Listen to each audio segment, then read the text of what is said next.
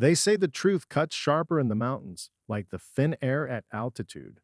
But for me, David Hawk, it took coming down from the peaks to face the most painful truth of my life. At 45, I run the mountain rescue service, hauling people out of the most treacherous situations, and I like to think I've got a pretty good read on human nature. But now, looking at the pictures of my 38-year-old wife, Emma, wrapped around Mark Sterling, a rising star in the climbing world, I realize even the strongest bonds can snap, especially when one of the partners is secretly filing down the safety rope. Incoming call. Base. My phone vibrated in the pocket of my special jumpsuit, interrupting my latest surveillance session. For 3 weeks, I've been living a double life.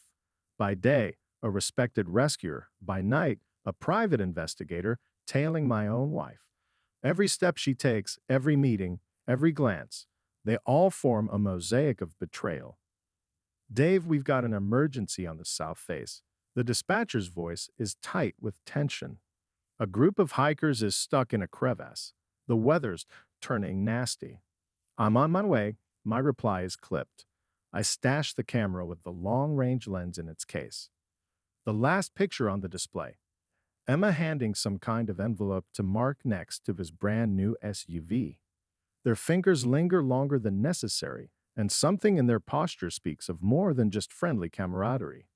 On the drive to base, I replay the events of the last few weeks in my head.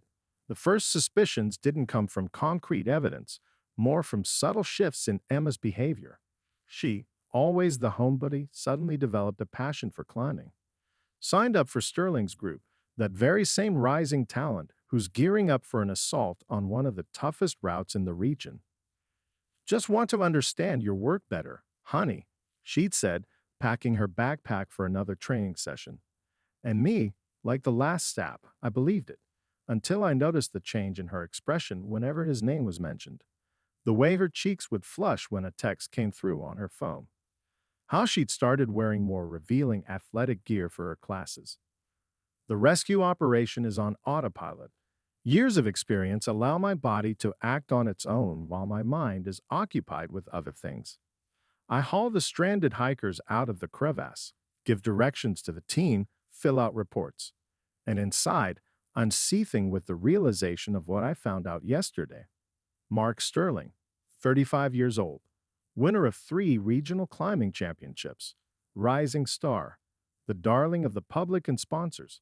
I studied his file inside and out, checked every detail of his biography. On the surface, a perfect track record, but there's one interesting detail I fished out of the Mountaineering Club archives. All his achievements are in broad daylight. Not a single nighttime ascent to his name. And those few attempts at night routes ended with strange refusals to continue. Dave, you've been kind of distracted lately? Jim, my second in command, hands me a mug of hot coffee. Trouble. Nah, just tired. I wave it off, taking a swig of the scalding drink. The truth is, the problem isn't fatigue. The problem is that I've started noticing the details. Like how Sterling's group training schedule has changed. Now they're finishing up more and more often after dark. How Emma started staying behind for technique review. How she's got expensive climbing accessories in her pack. Definitely not from our household budget. That evening, coming home earlier than usual, I catch Emma at her laptop. She quickly closes the lid, but I manage to see an open page for airline tickets. Just looking at vacation options, she smiles, but there's a flicker of anxiety in her eyes. I pretend to believe her, but in my mind, I'm adding another brushstroke to the painting of betrayal. That night, while she sleeps, I check her browser history. Tickets for 2, to Nepal, for dates that coincide with Sterling's planned ascent. It all adds up. They're planning an escape, using his high-profile climb as a cover, and I'm supposed to be left for a fool, a cuckolded husband who didn't even see how he was losing his wife. A plan comes together instantly. I know every route in our mountains, every crevasse, every dangerous section. I know where the treacherous terrain turns into a deadly trap, even for experienced climbers, especially at night, especially if that climber has a panic-level fear of the dark. The next morning, I show up at Sterling's office. I want to join the instructor team. I tell him, handing over my flawless resume. I've been following your success for a while. He hesitates. I see it in the almost imperceptible twitch of his lip. He can't refuse an experienced rescuer, but he also doesn't want me close to his group. To my wife. Sure, Dave, he finally says, shaking my hand. That kind of experience will be useful. That evening, Emma is fidgety, fussing in the kitchen. Honey, are you sure about this? That means spending even more time in the mountains. Her voice trembles, and I almost admire her acting skills. Don't worry, I smile, plotting the route for the upcoming climb. With an experienced leader like Mark, everything will be fine.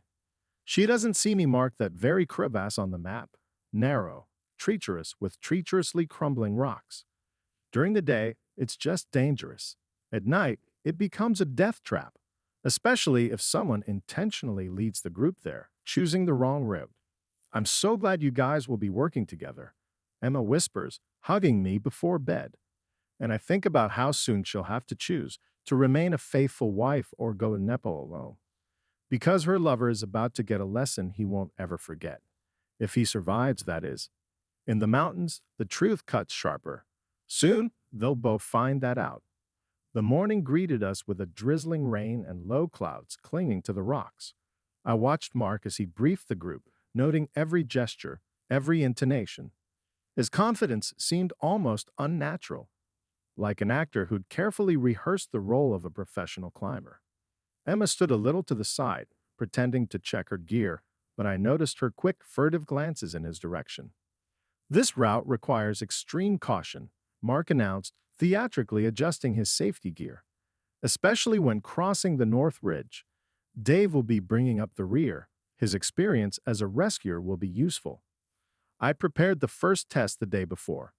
A small rock slide, completely accidental, of course. A couple of unstable boulders that were just waiting to tumble down. An experienced climber should be able to anticipate such situations, should feel the mountain in their gut. The group moved slowly up the slope. I deliberately hung back, controlling the every move of our experienced leader. Mark walked first, showing off impeccable technique. He performed professionally for the audience, but something in his movements gave away his internal tension. 2 frequent stops to check the route. 2 nervous glances at the sky. The rumble of the rock slide shattered the silence suddenly. The tourist's piercing scream, the clang of safety gear, the dry crackle of falling rocks. Mark froze in place, his hands holding the safety rope were visibly shaking. For a split second, a naked horror flashed in his eyes. Everybody, stay calm. My voice cut through the cacophony of sounds. Hug the rock, minimal movement. I acted on autopilot, as taught in the rescue service. Secured additional safety, helped the group overcome the dangerous section. Out of the corner of my eye, I noticed Emma watching me. Her gaze held something like a mixture of admiration and guilt. Great job, Dave. Mark tried to sound casual, but his voice was betraying him with a tremble. It's lucky you're with us. Yeah, lucky. I smiled, noting to myself how he still couldn't stop the shaking in his fingers. Mountains are full of surprises. By noon, we reached the labyrinth of crevices. The second test was waiting right here. I deliberately let Mark choose the route, although I knew it led to a dead end. Narrow passages between the rocks, deceptive turns, and echo that distorted sounds. The perfect place to test how well the champion can orient himself in tricky conditions. Something's wrong, Mark muttered after half an hour of wandering. There should be a way out here. Maybe we should check the map. I offered in an innocent tone. It's easy to lose your bearings in places like this. He refused. His pride wouldn't let him admit a mistake. Another half hour of fruitless attempts to find a way out, and the tension in the group became palpable. The hikers started to look at each other anxiously. Someone quietly spoke about turning back. Mark, maybe let Dave take a look. Emma's voice sounded worried. He's a local rescuer, after all. I know what I'm doing. Mark snapped, and hysterical notes started to cut through his voice. I watched silently as he darted between the rocks, driving himself further into a trap. His vaunted confidence was melting away with each passing minute, revealing what was hiding under the mask of a professional, an ordinary man, panicking from the fear of losing control. It was only after an hour, when the situation became critical, that I accidentally discovered the right way. Mark tried to save face, but I saw how his legs buckled when the group finally made it out of the labyrinth. And most importantly, I saw how Emma's gaze changed. Doubt had appeared in it. That evening around the campfire, the tension was so thick you could cut it with a knife. Mark tried to make jokes, told stories about his competition victories, but his voice rang hollow. The tourists smiled politely, but it was obvious. Their faith in the infallible leader was shaken. Emma sat next to me, unusually quiet. Her fingers were nervously tugging on her jacket sleeve, an old habit that shows in moments of great anxiety. A strange day, she finally said, looking into the fire. I've never seen Mark so lost. The mountains have a way of stripping off masks, I replied, throwing a branch on the fire. Here, everyone, sooner or later, shows their true colors. She shuddered and quickly looked away, and I mentally noted, 2 tests, and cracks are already appearing in the flawless facade. But the main thing is still ahead. The night, that's what will show the true nature of our champion. Mark was sitting on the opposite side of the campfire, nervously checking the weather forecast on his phone. Every gust of wind made him wince. Every rustle in the dark drew his frightened gaze. Oh yes, I knew his real test was still to come. The night in the mountains is merciless to those who wear a mask. Sunset in the mountains happens suddenly, as if someone flips a giant switch. I watched as the last rays of the sun painted the peaks crimson when a signal came in from the weather station. A storm moving in from the north threatened to cut off our route to base camp. The group had 2 options: wait out the bad weather halfway up or continue the ascent at night. We need to go back, Mark nervously fiddled with the radio, his gaze darting between the darkening sky and the steep slope ahead. Only suicidal idiots go into the mountains in weather like this and waste a whole day. I deliberately raised my voice so the whole group could hear. It's a 4-hour walk to the peak. If we head out now, we'll be there by midnight, and the storm won't hit until morning. I could see his eyes darting.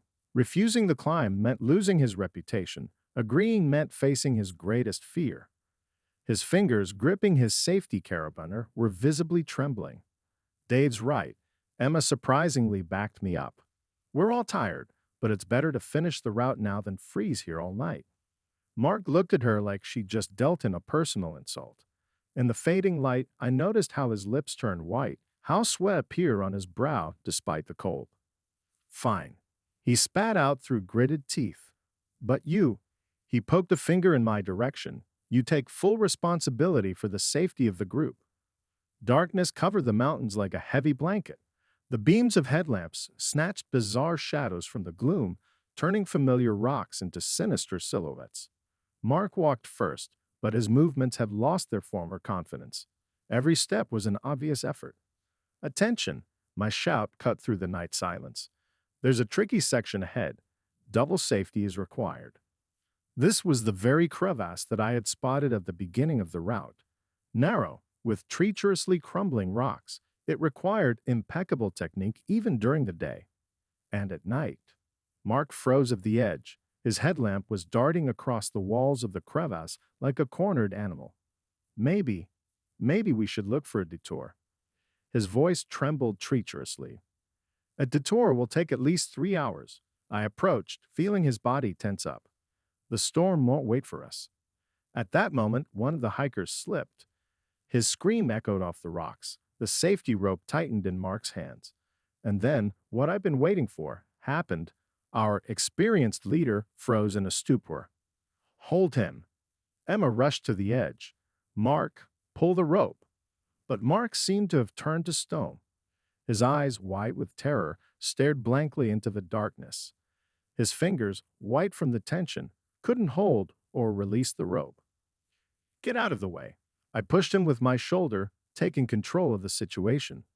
Years of working in the rescue service had done their job. 5 minutes later, the hiker was on a safe ledge, breathing heavily and thanking all the saints. What are you doing? Emma pounced on Mark. He could have been killed. You said you had huge experience of nighttime ascents. I. Mark collapsed on the rocks, shaking uncontrollably. That noise, the darkness. I can't. The group watched in silence as a legend crashed. Their idol, the invincible champion, sat on the ground, rocking like a frightened child. The mask of the professional had completely slipped, revealing his true face, a man paralyzed by his own fears. I'll lead the group forward. My voice was calm and confident. Mark will stay here with two belayers. Emma, you bring up the rear. She nodded, and in her eyes I saw what I hadn't noticed in a long time: respect. Not blind admiration, like towards Mark, but a real recognition of my professionalism. The rest of the route passed in a haze. I felt the mountains with my whole body, every nerve like in the good old days. The group obeyed my commands implicitly, understanding that their lives now depended on the man who really knew his business. We reached the peak an hour before the storm started. Emma stood next to me, watching as the first gusts of wind raised a snowdrift.